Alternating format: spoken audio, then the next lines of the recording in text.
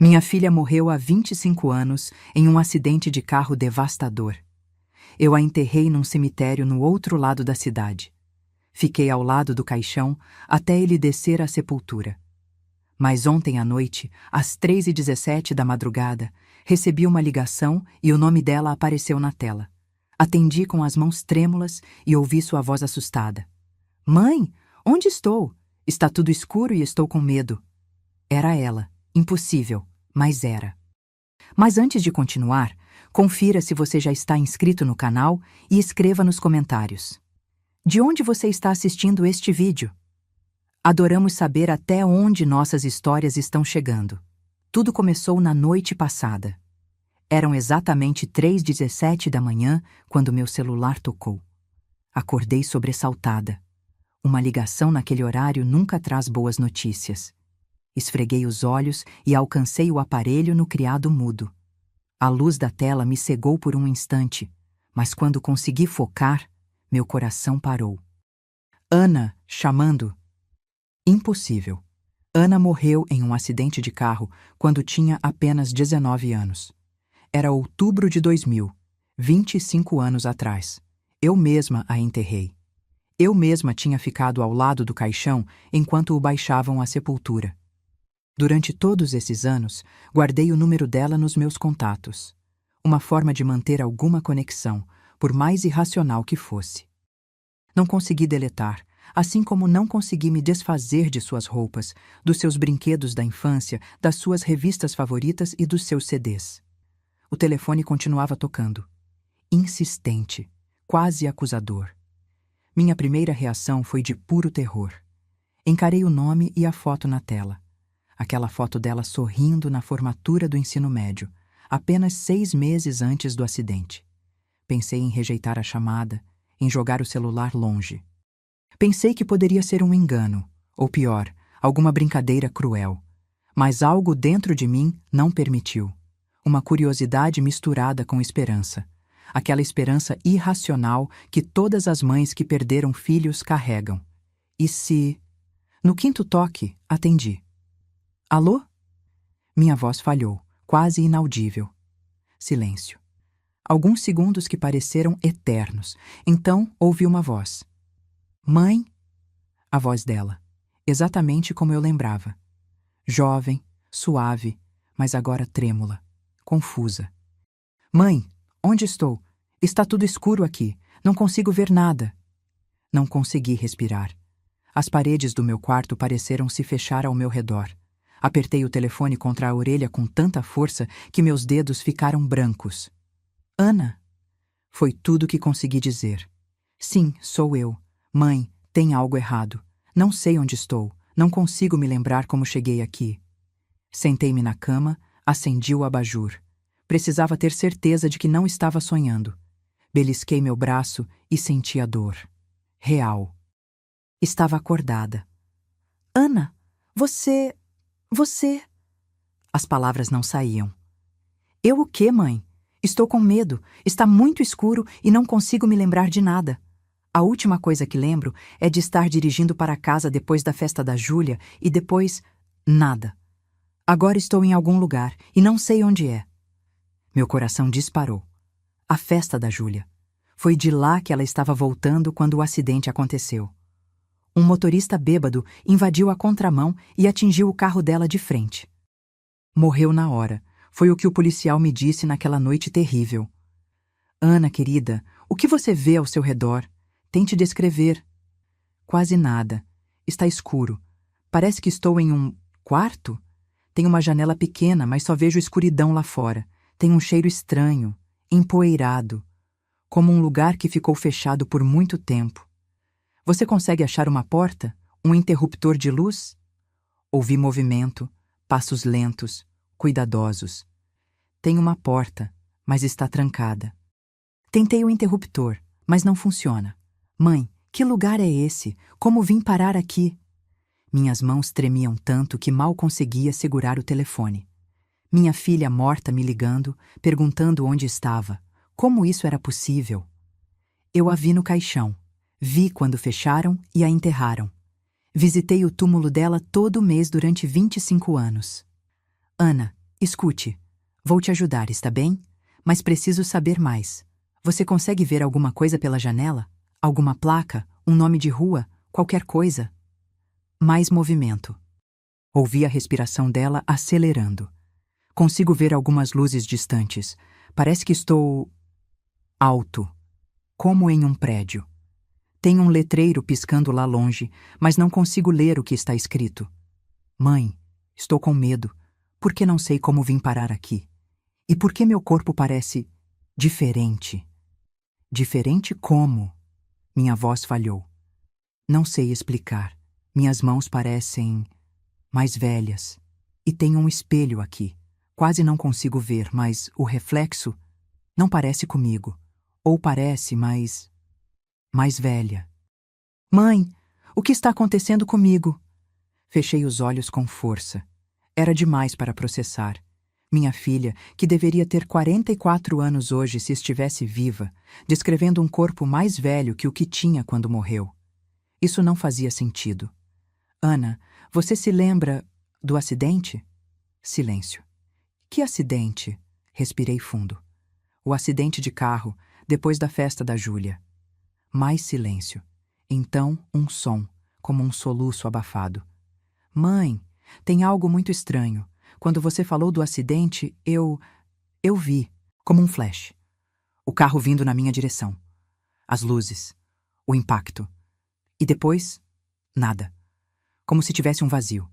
Um grande vazio, e então eu acordando aqui, neste lugar escuro. Sua voz estava trêmula. Mãe, eu morri naquele acidente? Não pude conter as lágrimas. Sim, meu amor. Você morreu há 25 anos. O silêncio que seguiu foi o mais pesado que já experimentei em toda a minha vida. Isso não faz sentido. Ela finalmente disse. Se estou morta, como estou falando com você? Como estou aqui, em algum lugar, com um corpo? Por que me sinto tão real? Essa era a pergunta para a qual eu não tinha resposta. Um fenômeno paranormal? Um milagre? Algum tipo de dimensão alternativa? Ou talvez eu estivesse finalmente perdendo a sanidade após décadas de luto não resolvido? Ana, vou te ajudar a descobrir. Mas primeiro preciso saber onde você está. Olhe ao redor novamente. Qualquer detalhe pode ser importante. Ouvia-se movendo pelo quarto, remexendo coisas. Espera, achei uma bolsa. Parece minha, mas não reconheço. Tem uma carteira aqui dentro. O som de zíper sendo aberto, papéis sendo manuseados. Tem uma carteira de identidade. É minha foto, mas o nome... Sua voz falhou. Mãe, o nome na identidade é Ana Camargo Silva, mas meu sobrenome não é Silva. Não, seu sobrenome é Camargo, confirmei, sentindo meu corpo gelar. O que mais diz aí? Tem um endereço. Avenida Coronel Antônio Ribeiro, 437, apartamento 803, Belo Horizonte. Mas nós não moramos em Belo Horizonte. Não, moramos em São Paulo, respondi automaticamente, enquanto minha mente trabalhava frenética. Ana, que data de nascimento aparece na identidade? 12 de abril de 1981. É a minha data. E a data de emissão do documento? Ela olhou. 17 de março de 2024. Isso era apenas 7 meses atrás. Um documento emitido recentemente para uma mulher com o nome da minha filha, mesma data de nascimento, mas sobrenome diferente. E agora ela estava em algum lugar, confusa, sem memória dos últimos 25 anos. Ana, consegue achar um telefone nesse lugar? Um fixo ou outro celular? Não tem telefone fixo que eu possa ver, e não encontrei outro celular. Esse que estou usando estava na cabeceira, carregando. Então, ela estava usando o próprio celular dela, mas não se lembrava disso. Um celular com meu número salvo. Mãe, tem uma coisa estranha aqui. Encontrei vários remédios no banheiro, antidepressivos, ansiolíticos e um para transtorno dissociativo de identidade? O que é isso? Meu coração apertou. Um transtorno psiquiátrico grave, caracterizado por múltiplas personalidades.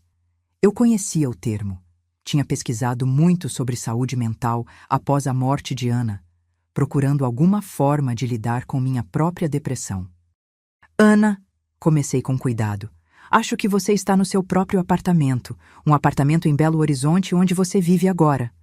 Como posso viver em um apartamento se estou morta há 25 anos? A voz dela estava mais agitada agora. Mãe, isso não faz nenhum sentido. Eu sei, querida, para mim também não, mas vamos descobrir juntas. Você consegue abrir as cortinas? Ver melhor lá fora? Ouvi passos, o som de cortinas sendo abertas. É uma cidade.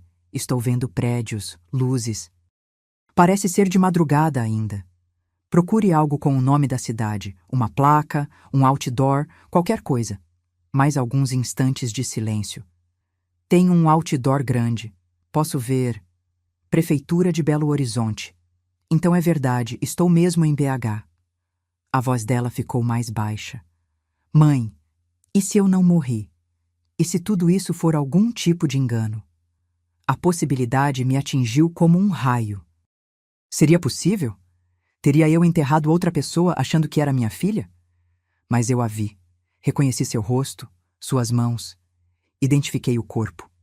Ana, tente destrancar a porta. Precisamos descobrir onde você está exatamente. Já tentei.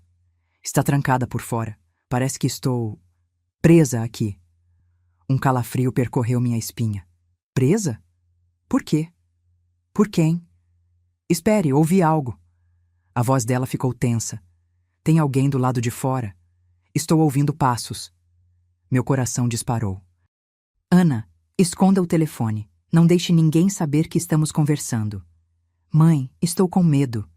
A voz dela era quase um sussurro agora. Vai ficar tudo bem. Vou descobrir onde você está e vou te buscar. Prometo. A pessoa está colocando a chave na porta, ela sussurrou. Mãe, se algo acontecer... Não vai acontecer nada, interrompi, tentando soar mais confiante do que me sentia. Esconda o telefone. Me ligue de volta assim que puder. Te amo, mãe. Também te amo, Ana. Mais que tudo. A ligação foi encerrada. Fiquei sentada na cama, com o telefone ainda pressionado contra a orelha, os olhos arregalados fixos na parede à minha frente. O que acabara de acontecer? Estaria eu sonhando? Alucinando? Olhei para o telefone. A chamada estava registrada no histórico. Ana, 3:17, 12 minutos e 43 segundos. Real. Tinha acontecido. Minha filha estava viva. De alguma forma, em algum lugar, ela estava viva. E eu precisava encontrá-la. O sol mal começava a nascer quando saí de casa, dirigindo em alta velocidade para a rodoviária. Durante a madrugada, não consegui dormir um minuto sequer. Passei as horas pesquisando na internet sobre o endereço que Ana havia mencionado. Avenida Coronel Antônio Ribeiro, 437, em Belo Horizonte. Era um prédio residencial numa área nobre da cidade, construído apenas 15 anos atrás. Como Ana poderia morar ali se tinha morrido há 25? A resposta mais lógica era que não era realmente Ana. Talvez fosse uma mulher com o mesmo nome, que de alguma forma conseguiu meu número e estava me pregando uma peça cruel. Mas aquela voz era a voz da minha filha. Uma mãe nunca esquece a voz de seu filho. E havia também a questão do sobrenome. Silva. Ana Camargo Silva. Silva era o sobrenome do ex-namorado dela, Ricardo. Eles namoravam na época do acidente. Ele foi ao enterro, completamente devastado. Perdemos contato alguns anos depois, quando ele se mudou para outro estado. Enquanto dirigia, decidi ligar para minha irmã, Lúcia. Precisava contar a alguém, por mais insano que parecesse. Helena, tudo bem? São 6 da manhã. Ela atendeu, sonolenta. Lúcia, preciso te contar uma coisa, mas você tem que me prometer que não vai me achar louca. O que aconteceu? A preocupação em sua voz era evidente. Recebi uma ligação da Ana ontem à noite. Silêncio do outro lado. Lúcia sabia o quanto eu havia sofrido com a morte de minha única filha. Sabia que eu nunca superei completamente. Helena, ela começou com cuidado. Ana faleceu há muitos anos. Eu sei disso, sei como soa, Mas juro que recebi uma ligação. O número dela apareceu no meu celular. Era a voz dela, Lúcia. Estou indo para Belo Horizonte agora. Belo Horizonte? Por quê? Expliquei rapidamente sobre o endereço, a identidade com nome diferente, tudo o que Ana havia me contado. Helena, por favor, pare o carro. Você não está em condições de dirigir. Isso deve ter sido um sonho muito vívido. Não foi um sonho, insisti, a frustração crescendo em minha voz. Posso te mostrar o registro da chamada quando nos encontrarmos. 12 minutos e 43 segundos. Você acha que sonhei tão precisamente assim? Outro silêncio. E se eu estiver certa, Lúcia? E se por algum milagre minha filha estiver viva? Como posso não investigar? Ouvi um suspiro profundo do outro lado da linha. Tudo bem. Mas não vá sozinha. Vou com você. Me encontre na rodoviária. Qual ônibus você vai pegar? Senti alívio percorrer meu corpo. Lúcia sempre foi meu porto seguro, especialmente depois que perdi Ana e meu casamento desmoronou logo em seguida. O das 7h30. Chega a Belo Horizonte às 15h40. Estarei lá. E Helena, tente não criar expectativas muito altas. Há muitas explicações possíveis para o que aconteceu, e nem todas elas significam que Ana está viva. Ela estava certa, claro. A explicação mais provável era que eu havia sofrido algum tipo de episódio psicótico. Aos 65 anos, depois de décadas lutando contra a depressão e o luto, não seria surpreendente. Mas algo dentro de mim, aquele instinto materno que nunca falha, me dizia que havia mais nessa história. Na rodoviária, Lúcia já me esperava. Aos 58 anos, minha irmã caçula ainda mantinha a mesma expressão determinada de sempre, embora os cabelos antes pretos agora estivessem quase completamente grisalhos. Ela me abraçou forte, sem dizer nada. Não precisava. Aquele abraço dizia tudo. Estou aqui, não importa o que aconteça. Entramos no ônibus e, durante a viagem, mostrei a ela o registro da chamada no meu telefone. Seus olhos se arregalaram ao ver o nome e a duração. Você ainda tem o número dela salvo? Não era uma pergunta, mas uma constatação. Nunca consegui apagar. Pagava a conta todo mês mesmo com o número cancelado, só para manter ativo nos meus contatos. Soava irracional dizer em voz alta, mas Lúcia não me julgou. Já tentou ligar de volta? Várias vezes. Só chama até cair na caixa postal. Minha voz falhou. Uma mensagem automática, não a voz dela. Lúcia segurou minha mão. Vamos descobrir o que está acontecendo, Helena. Se for um trote cruel, essa pessoa vai se arrepender amargamente. Se for outra coisa... Ela deixou a frase no ar. A viagem para Belo Horizonte parecia interminável. A cada minuto, eu checava o celular, esperando que Ana ligasse novamente. Tentava imaginar o que poderia ter acontecido na noite anterior. Quem era a pessoa que entrou no quarto onde ela estava? Seria alguém que a mantinha prisioneira? Ou seria um cuidador, um médico, talvez um familiar? Em algum momento, Lúcia deve ter percebido minha ansiedade crescente, pois colocou a mão sobre a minha. Enquanto estávamos esperando, fiz algumas pesquisas no celular, ela disse. Sobre esse transtorno dissociativo que você mencionou. Olhei para ela, atenta. É um transtorno raro, mas documentado. Em casos extremos, uma pessoa pode desenvolver personalidades alternativas tão distintas que nem sabem da existência uma da outra. Algumas dessas personalidades podem até mesmo acreditar que são pessoas diferentes, com nomes e histórias de vida completamente separados.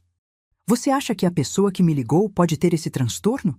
Que ela realmente acredita ser Ana? Lúcia deu de ombros. É uma possibilidade. Talvez seja alguém que conhecia Ana ou que conhecia nossa família, alguém que, por alguma razão, desenvolveu uma personalidade que acredita ser ela. A teoria fazia sentido, mas não explicava tudo. Como essa pessoa teria meu número? Como saberia detalhes sobre a festa da Júlia, sobre o acidente? Há outra possibilidade, disse baixinho. E se não identifiquei o corpo corretamente? Se não era Ana no caixão? Lúcia me olhou com preocupação. Helena, Você a reconheceu. A polícia confirmou a identidade com documentos encontrados na cena. Não havia dúvidas. Mas e se houvesse? E se por alguma razão outra pessoa estivesse dirigindo o carro dela naquela noite? Alguém parecida com ela? Era uma teoria absurda, eu sabia. Mas naquele momento, parecia mais confortável do que a ideia de que eu estava simplesmente enlouquecendo. Vamos descobrir, Lúcia disse finalmente. Seja o que for, vamos até o fim. Chegamos a Belo Horizonte no horário previsto. O sol já começava a se pôr quando pegamos um táxi para o endereço da Avenida Coronel Antônio Ribeiro. O prédio era exatamente como eu havia visto nas fotos online. Moderno, com cerca de 12 andares, fachada de vidro e concreto, em um bairro claramente de classe média alta. Parei na calçada em frente ao edifício, sentindo meu coração acelerar. Estava realmente ali, prestes a descobrir o que havia por trás daquela ligação impossível. Vamos fazer isso direito, disse Lúcia, sempre prática. Não podemos simplesmente entrar gritando o nome da Ana. Precisamos de um plano. Ela tinha razão, claro. Se Ana realmente estava lá, e se estava em algum tipo de perigo, como a ligação sugeria, precisávamos agir com cautela. Podemos dizer que somos parentes que viemos visitar, sugeri. E se o porteiro ligar para confirmar? Se Ana não se lembra de nós, ou pior, se quem estiver com ela não quiser que a encontremos? Era um bom ponto. Naquele momento, como se o destino tivesse ouvido nossas dúvidas, meu telefone tocou. O nome de Ana piscou na tela. Atendi imediatamente, meu coração quase saltando pela boca. Ana? Mãe. A voz dela soava diferente agora. Mais firme, mas também mais fria. Onde você está? Estou em Belo Horizonte, na frente do seu prédio. Um silêncio pesado. Como você chegou aí tão rápido? Peguei o primeiro ônibus da manhã. Ana, o que está acontecendo? Quem estava entrando no seu quarto ontem à noite? Mais silêncio. Então, um suspiro profundo. Era meu marido, Ricardo. Mãe, preciso que você vá embora. Ricardo. O ex-namorado dela do tempo do colégio era agora seu marido. Isso não fazia sentido. Ana, não vou a lugar nenhum até entender o que está acontecendo. Você me ligou de madrugada, confusa, assustada. Disse que não sabia onde estava, que não se lembrava dos últimos 25 anos. Como espera que eu simplesmente vá embora? Mãe, eu estava tendo um episódio. Isso acontece às vezes. Faz parte do meu transtorno. Por favor, vá embora. Você vai apenas complicar as coisas. A voz dela soava tão diferente agora, quase como se fosse outra pessoa. Não. Minha voz era firme. Não vou embora sem te ver, sem ter certeza de que você está bem. Outro suspiro. Tudo bem. Apartamento 803. Vou avisar na portaria que você está subindo. A ligação foi encerrada antes que eu pudesse dizer mais alguma coisa. Olhei para Lúcia, que havia escutado minha parte da conversa. Vamos subir. Parece que ela nos espera. Lúcia assentiu, mas seu rosto mostrava preocupação. Tenha cuidado, Helena. Não sabemos o que vamos encontrar lá em cima. Atravessamos a recepção, onde um porteiro nos informou que já havíamos sido anunciadas. Subimos no elevador em silêncio, cada uma perdida em seus próprios pensamentos. No 8º andar, caminhamos pelo corredor até encontrar o apartamento 803. Minha mão tremia ao apertar a campainha. A porta foi aberta quase imediatamente. E lá, diante de mim, estava Ana. Ou melhor, uma mulher que parecia Ana, mas 25 anos mais velha. Os mesmos olhos castanhos, o mesmo formato de rosto, mas com rugas que minha filha nunca chegou a desenvolver. O cabelo, que Ana sempre usou comprido, agora estava curto, na altura dos ombros, com alguns fios grisalhos nas têmporas. Ficamos nos encarando por um longo momento, nenhuma de nós capaz de falar. Foi ela quem quebrou o silêncio. Olá, mãe, ela disse, sua voz controlada. Por favor, entrem. Dei um passo à frente, as pernas bambas. Era ela. Mesmo 25 anos depois, eu reconheceria minha filha em qualquer lugar. Ana, sussurrei. É realmente você? Depende do que você quer dizer com realmente. Ela respondeu, abrindo mais a porta para que entrássemos. O apartamento era elegante, decorado em tons neutros. Na sala de estar, um homem se levantou quando entramos. Reconheci-o imediatamente, apesar das décadas que haviam passado. Ricardo Silva, o namorado de Ana da época do colégio. Senhora Camargo, ele disse, visivelmente desconfortável. Não esperávamos sua visita. Obviamente, respondi secamente, antes de me voltar para Ana. Você me ligou ontem à noite. Estava confusa, assustada. Disse que não sabia onde estava, que não se lembrava dos últimos 25 anos. Ana e Ricardo trocaram olhares. Mãe, como eu disse ao telefone, tive um episódio. Tenho um transtorno dissociativo. Às vezes tenho lapsos, episódios onde não me lembro de quem sou, onde estou. Mas você sabia quem eu era. Me chamou de mãe. Falou sobre o acidente. Ana olhou para Ricardo novamente, como se pedisse ajuda. Senhora Camargo, Ricardo interveio. Ana tem esse transtorno há anos. Durante os episódios, ela frequentemente reverte para a época do acidente. É como se sua mente tivesse ficado presa naquele momento traumático. Então você está me dizendo que ela não morreu naquele acidente? Que sobreviveu todos esses anos e ninguém me contou? Ana suspirou. Mãe, sente-se, por favor. Isso vai ser difícil de ouvir. Sentei-me no sofá, com Lúcia ao meu lado. Ana sentou-se na poltrona à nossa frente. Ricardo permaneceu de pé, como se estivesse pronto para intervir se necessário. Eu não morri no acidente, Ana começou. Mas sofri ferimentos graves, incluindo traumatismo craniano. Fiquei em coma por 6 semanas. Quando acordei, não me lembrava de quase nada da minha vida. Os médicos chamam isso de amnésia retrógrada. E ninguém me avisou? Ninguém achou que a mãe dela deveria saber que sua filha estava viva? Minha voz tremia de raiva e incredulidade. Ana e Ricardo trocaram outro olhar significativo. Mãe, você sabia, Ana disse finalmente. Você estava lá quando eu acordei do coma. Você e papai estavam no hospital. Os médicos explicaram minha condição, que eu poderia nunca recuperar completamente a memória. Balancei a cabeça, sentindo como se estivesse perdendo o chão. Isso é impossível. Eu te enterrei. Visitei seu túmulo por 25 anos. Não, mãe. Você enterrou suas esperanças de ter sua filha de volta como ela era. Quando ficou claro que eu nunca voltaria a ser a mesma, que minhas memórias talvez nunca retornassem completamente, você não conseguiu lidar com isso. Você se afastou. Papai também. Vocês se divorciaram pouco depois. Olhei para Lúcia, buscando apoio, confirmação de que isso não poderia ser verdade. Mas o rosto dela estava pálido, os olhos arregalados em choque ou... Reconhecimento? Lúcia? Sussurrei. Minha irmã pegou minha mão, apertando-a com força. Helena, ela disse suavemente.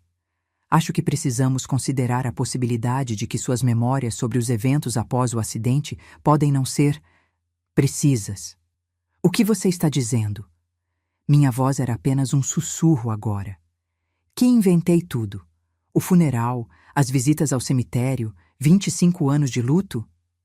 Não inventou, Ana interveio. Seu cérebro criou uma narrativa alternativa, uma que era mais suportável do que a realidade. Os médicos chamam isso de transtorno dissociativo. É o que eu tenho. É o que você tem também, mãe. Impossível. Era a única palavra que ecoava na minha mente enquanto encarava aquela mulher que afirmava ser minha filha. Como eu poderia ter inventado 25 anos de memórias tão vívidas, tão dolorosas? O funeral, o caixão sendo baixado à terra, as visitas semanais ao cemitério, as lágrimas derramadas sobre aquela lápide fria? Não, disse finalmente, minha voz mais firme. Isso não faz sentido. Tenho fotos do funeral. Tenho o atestado de óbito. Tenho lembranças claras de cada detalhe daquele dia. Ana se levantou e foi até uma estante. Voltou com uma caixa de sapatos antiga, dessas onde guardamos recordações. Mãe, olhe isso. Ela abriu a caixa e começou a espalhar fotografias na mesa de centro. Fotos que eu nunca tinha visto antes. Ana em uma cama de hospital com a cabeça enfaixada. Ana em uma cadeira de rodas, visivelmente mais magra, o olhar vazio. Ana em sessões de fisioterapia.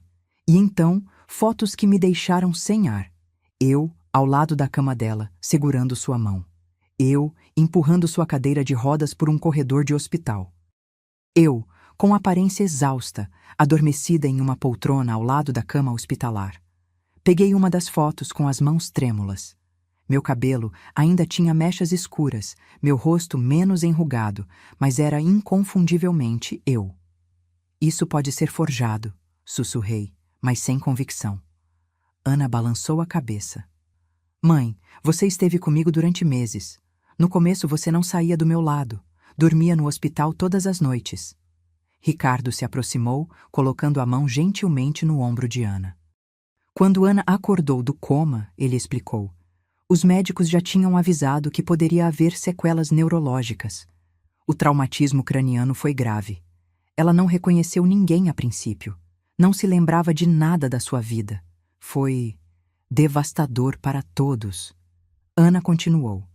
Você e papai se revezavam no hospital. Vocês estavam determinados a me ajudar a recuperar a memória. Traziam fotos, contavam histórias, tocavam minhas músicas favoritas. Mas nada funcionava completamente. Com o tempo, Ricardo retomou. Ana começou a recuperar algumas memórias fragmentadas. Reconheceu vocês, lembrou-se de partes da infância, mas havia grandes lacunas, especialmente sobre os anos mais recentes antes do acidente. E os médicos disseram que era possível que eu nunca recuperasse tudo, Ana completou. Que eu teria que aprender a viver com uma nova versão de mim mesma. Olhei para Lúcia, que agora segurava uma das fotos, suas mãos também trêmulas. Lúcia? Perguntei quase implorando. É verdade? Minha irmã levantou os olhos para mim, cheios de lágrimas. Eu não sei, Helena. Tenho memórias tão vívidas do funeral da Ana quanto você. Lembro de segurar sua mão enquanto baixavam o caixão. Mas... Ela olhou para a foto em suas mãos. Esta sou eu, visitando Ana no hospital. Como isso é possível? O cérebro humano é complexo, disse Ricardo, especialmente quando confrontado com trauma extremo. Às vezes, cria memórias falsas como mecanismo de defesa. Aconteceu não apenas com vocês duas, mas com outras pessoas da família também. Foi quando começaram os meus episódios, continuou Ana. Eu tinha flashbacks do acidente. Às vezes, acordava no meio da noite gritando, convencida de que tinha acabado de bater o carro. Outras vezes, não reconhecia onde estava, achava que ainda tinha 19 anos. E eu? Perguntei, ainda incrédula. Quando comecei a acreditar que você tinha morrido? Ana e Ricardo trocaram olhares novamente, como se decidissem quem deveria contar essa parte da história. Foi gradual, Ana finalmente disse. No início, você lidou com a situação melhor do que todos nós. Era forte, determinada. Mas conforme os meses passaram e ficou claro que eu nunca voltaria a ser exatamente quem eu era antes. Você começou a se distanciar, completou Ricardo. Primeiro emocionalmente, depois fisicamente. Parou de visitar com tanta frequência. Quando vinha, parecia não me reconhecer como a Ana que você conhecia. Em um dos últimos dias em que você me visitou no centro de reabilitação, Ana continuou, você disse algo que nunca esqueci.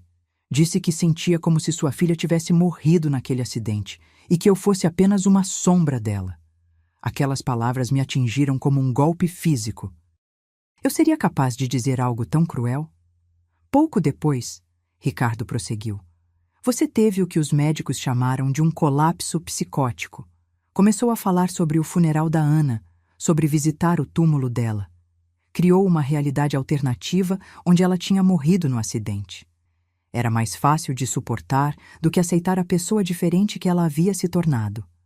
Você foi internada por algumas semanas, disse Ana, sua voz mais suave agora. Quando saiu, já tinha essa narrativa completamente formada.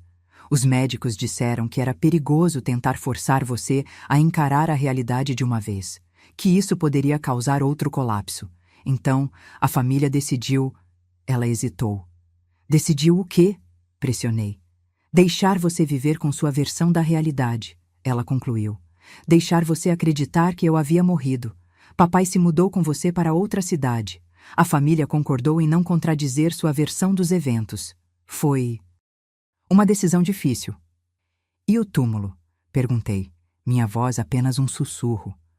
O túmulo que visitei por 25 anos? É um túmulo vazio, respondeu Ricardo. Seu ex-marido comprou o jazigo para que você tivesse um lugar para expressar seu luto, para que sua narrativa tivesse coerência. E todos concordaram com isso? Olhei para Lúcia, acusadora. Todos concordaram em me deixar viver uma mentira por 25 anos? Lúcia parecia tão confusa quanto eu. Helena, eu tenho as mesmas memórias que você. Lembro do funeral, das visitas ao cemitério. Como isso é possível? Ricardo suspirou.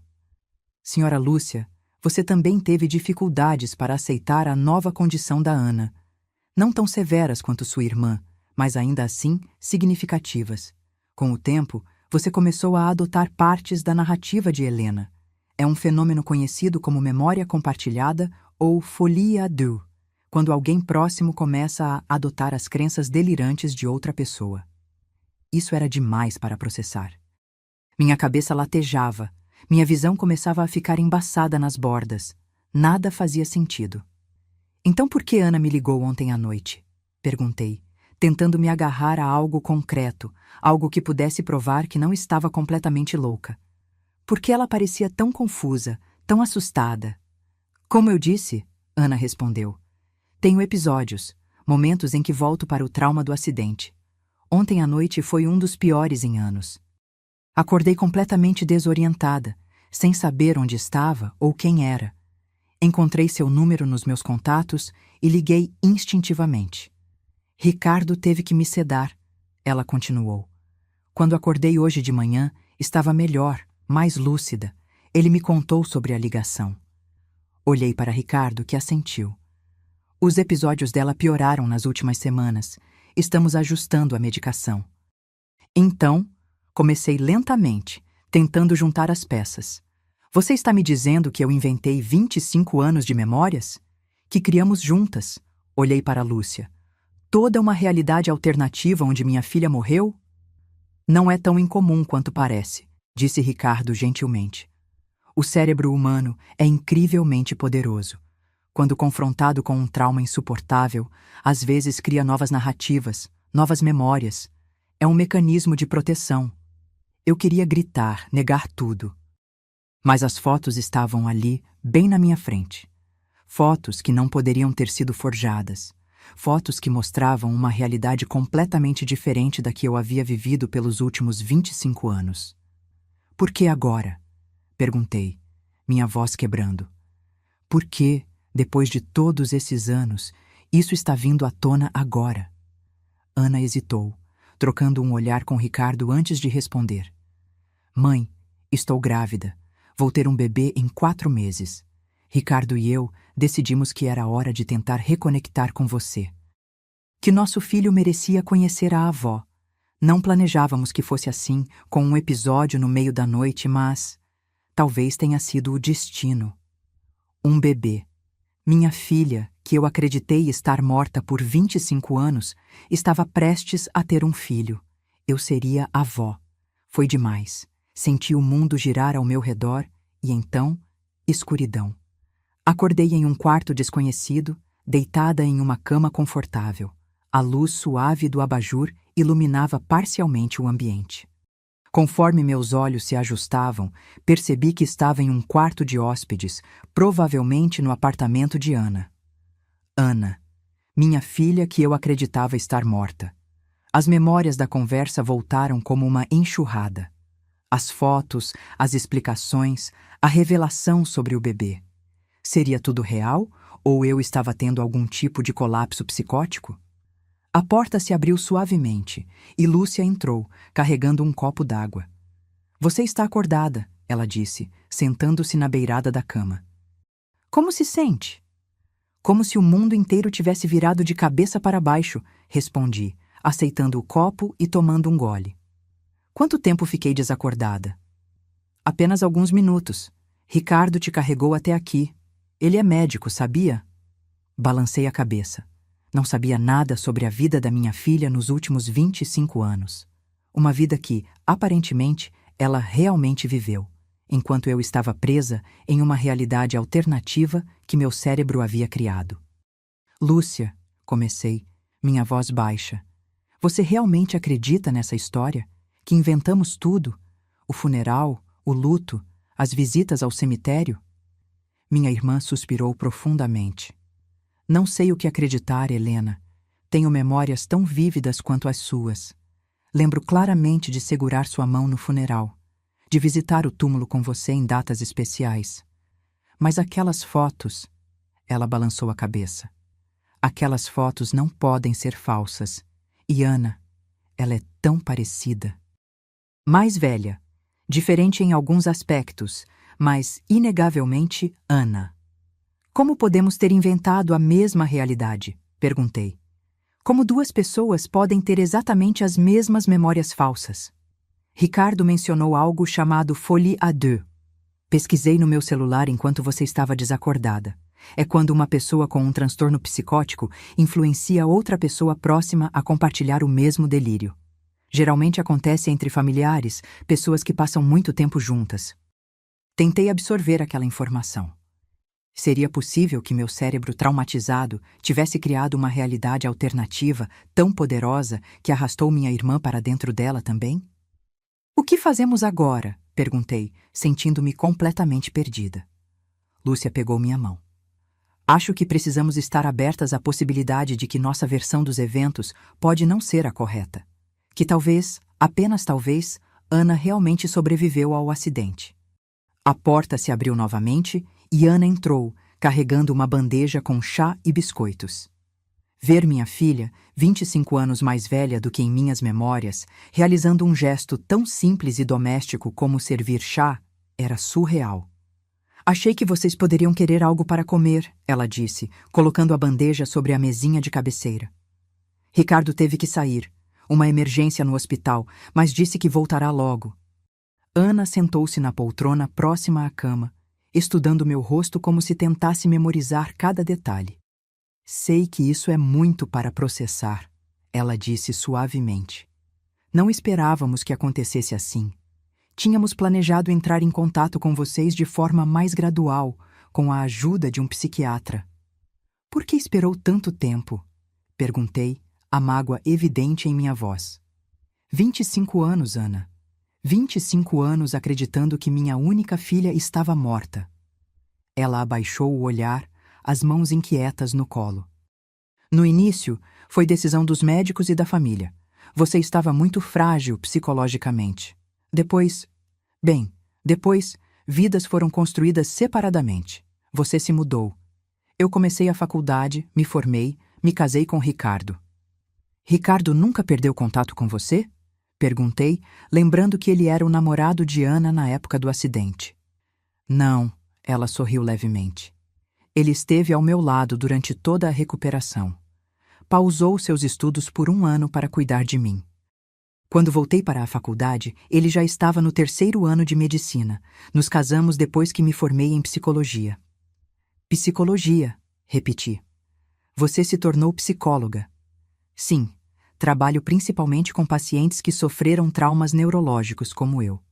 Pessoas que precisam reconstruir suas identidades, suas memórias. A ironia não me escapou.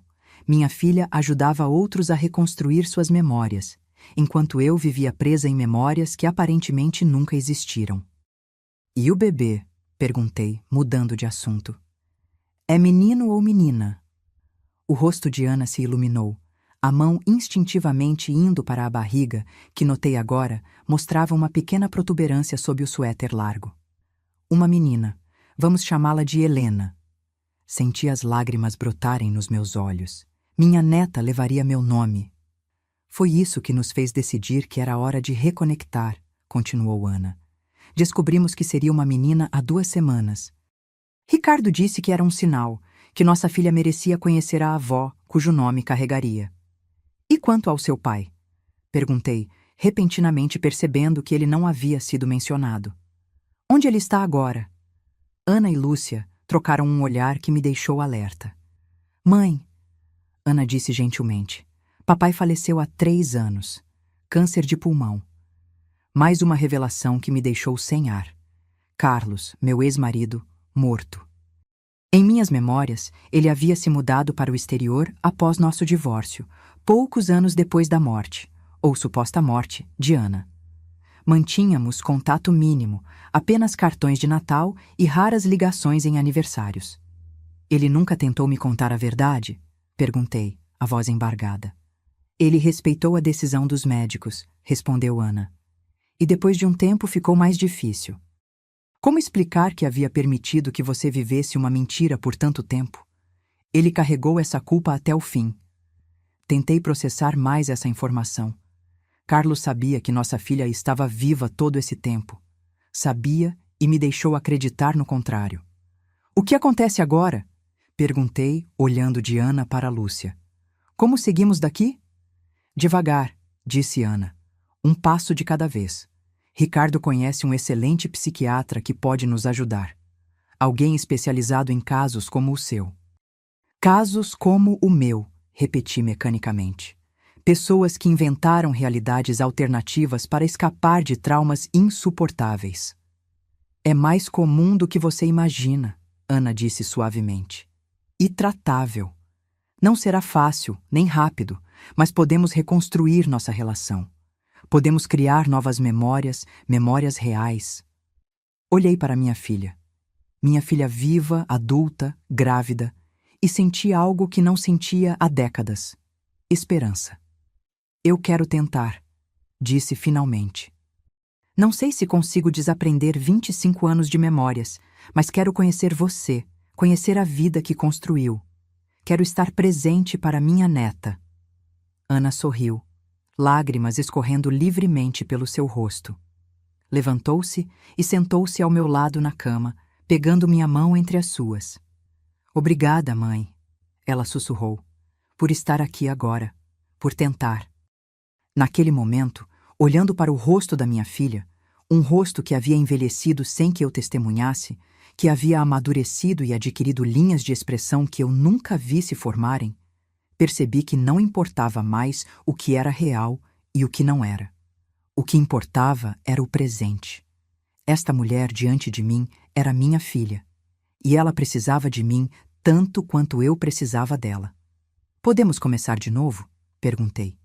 Ana assentiu, sorrindo através das lágrimas. Sim, podemos começar de novo. 3 meses se passaram desde aquela noite surreal. 3 meses de terapia intensiva, de longas conversas, de lágrimas e risos, de reconexão e descoberta. O psiquiatra que Ricardo indicou, Dr. Mendes, era especializado em transtornos dissociativos e memórias traumáticas. Nas primeiras sessões, ele explicou que meu cérebro havia criado uma realidade alternativa, como mecanismo de defesa contra um trauma emocional insuportável.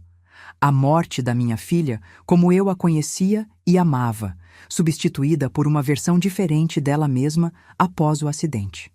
O cérebro humano é incrivelmente complexo, ele explicou. Quando confrontado com uma realidade intolerável, às vezes cria uma narrativa alternativa. No seu caso, era mais fácil acreditar que Ana havia morrido do que aceitar as mudanças profundas em sua personalidade e memória. E eu arrastei minha irmã para essa realidade alternativa? Perguntei, ainda tendo dificuldade para aceitar que havia influenciado Lúcia tão profundamente. Em casos de trauma compartilhado, isso acontece mais frequentemente do que imaginamos, ele respondeu. Especialmente entre pessoas com laços emocionais fortes, como irmãs. Uma pessoa cria a narrativa e a outra, tentando oferecer suporte, começa a compartilhá-la. Lúcia também começou a fazer terapia, embora seus sintomas fossem menos severos que os meus. Aos poucos, ela começou a recuperar memórias fragmentadas da verdadeira sequência de eventos.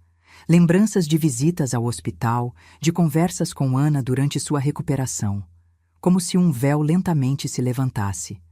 Para mim, o processo era mais complexo. Minhas memórias falsas eram tão vívidas, tão detalhadas, que às vezes era impossível acreditar que não haviam acontecido. O funeral, o caixão, as flores, o choro dos presentes, tudo parecia perfeitamente real. É porque, para o seu cérebro, essas memórias são reais, explicou o Dr. Mendes.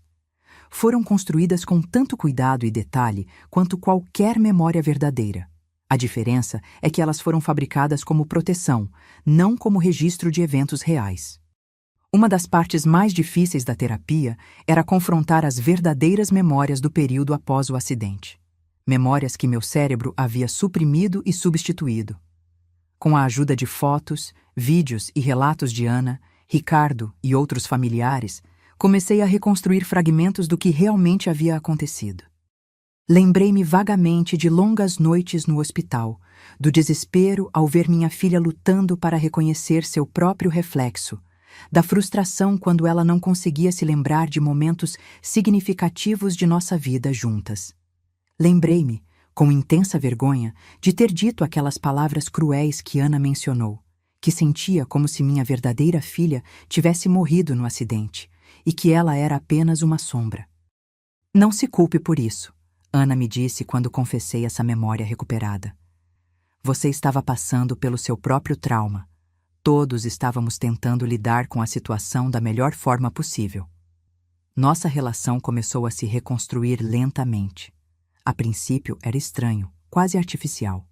Como conhecer uma estranha que, ao mesmo tempo, era incrivelmente familiar. Ana tinha gestos, expressões, que eram inconfundivelmente dela, a mesma Ana que eu conhecia. Mas também tinha novos maneirismos, novas opiniões, uma vida inteira de experiências que eu não compartilhei. Mudei-me temporariamente para Belo Horizonte, alugando um pequeno apartamento próximo ao dela. Lúcia voltou para São Paulo, mas nos visitava regularmente. Aos poucos, comecei a conhecer a vida adulta da minha filha. Seu trabalho como psicóloga, seus amigos, seus gostos e desgostos. Conheci Ricardo melhor também. Não mais como o namoradinho adolescente de Ana, mas como um homem maduro, um médico respeitado, um marido devotado que tinha ficado ao lado dela quando outros abandonaram. E então, há 2 semanas, Helena nasceu. Estava no hospital quando aconteceu. Ana teve um parto relativamente tranquilo. 8 horas de trabalho de parto, sem complicações. Quando a enfermeira colocou aquele pequeno embrulho nos braços da minha filha, algo mudou dentro de mim. Como se uma porta que estivera trancada por 25 anos finalmente se abrisse. Olhando para minha neta, tão pequena, tão perfeita, com os mesmos olhos de Ana quando bebê, senti uma onda de amor que varreu todas as dúvidas, todas as confusões sobre o que era real e o que não era. Aquele momento era real. Aquele bebê era real. Minha filha, segurando sua própria filha, era real. Quer segurá-la? Ana perguntou, sorrindo exausta, mas radiante. Com mãos trêmulas, peguei minha neta pela primeira vez. Helena abriu os olhos por um instante, olhando diretamente para mim antes de voltar a dormir, confiante e segura em meus braços. Olá, Helena, sussurrei. Eu sou sua avó. Vamos nos conhecer melhor do que qualquer avó e neta já se conheceram. Foi naquele momento que percebi. Não importava mais o passado. Não importavam as memórias perdidas, as décadas desperdiçadas em uma realidade que nunca existiu. O que importava era o presente e o futuro que poderíamos construir juntas. Hoje, olhando pela janela do meu pequeno apartamento, vejo Ana chegando com o carrinho de bebê para nossa caminhada diária no parque. Ela acena ao me ver, seu rosto iluminado por um sorriso. Não é o mesmo rosto da menina de 19 anos que vive em minhas memórias. É o rosto de uma mulher de 44 anos, com linhas de expressão, com a sabedoria que vem da idade e da experiência. É o rosto da minha filha, que eu pensei ter perdido, mas que, na verdade, apenas seguiu um caminho diferente do que eu imaginava para ela. Pego minha bolsa e desço para encontrá-las. Helena está acordada hoje, seus olhinhos curiosos observando o mundo ao seu redor. Ana me abraça quando chego, um abraço que ainda estamos reaprendendo, mas que a cada dia se torna mais natural, mais familiar. Como estão minhas garotas favoritas? Pergunto, beijando o topo da cabeça de Helena. Estamos ótimas, responde Ana. Helena dormiu quase 5 horas seguidas ontem à noite, um verdadeiro milagre. Rimos juntas e começamos nossa caminhada. O sol está brilhando, o dia está lindo e estamos juntas. Minha filha, minha neta e eu. Ainda tenho momentos de confusão, momentos em que acordo no meio da noite e não consigo distinguir o que é real e o que é fabricado. O Dr. Mendes diz que isso é normal, que pode levar anos até que meu cérebro reorganize completamente suas memórias. Mas isso não me assusta mais, porque agora sei que, independentemente do que aconteceu no passado, independentemente das realidades alternativas que meu cérebro possa ter criado, o presente é real. Minha filha está viva. Tenho uma neta linda. E temos todo o tempo do mundo para construir novas memórias juntas. Memórias que ninguém, nem mesmo meu próprio cérebro, poderá tirar de mim. No final, percebi uma verdade profunda. Às vezes, a mente cria mentiras para nos proteger de verdades dolorosas demais para suportar. E às vezes, é apenas quando estamos prontos para enfrentar essas verdades que podemos finalmente encontrar a paz. A vida me deu uma segunda chance que eu nunca soube que precisava. Uma chance de conhecer minha filha não como a adolescente congelada no tempo pelas minhas falsas memórias, mas como a mulher incrível que ela se tornou. Uma chance de ser avó, de transmitir amor e sabedoria para uma nova geração. E mais importante, uma chance de finalmente deixar o luto para trás e começar a viver novamente.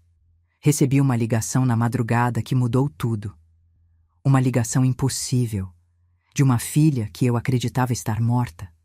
Uma ligação que abriu uma porta para uma realidade que eu havia negado por 25 anos. E estou eternamente grata por ter atendido. Agora, se você gostou dessa história, clica em S inscrever e me diz nos comentários qual parte te deixou de queixo caído. Ah, e não esqueça de se tornar membro para ter acesso a vídeos exclusivos que não posto aqui. Te espero lá.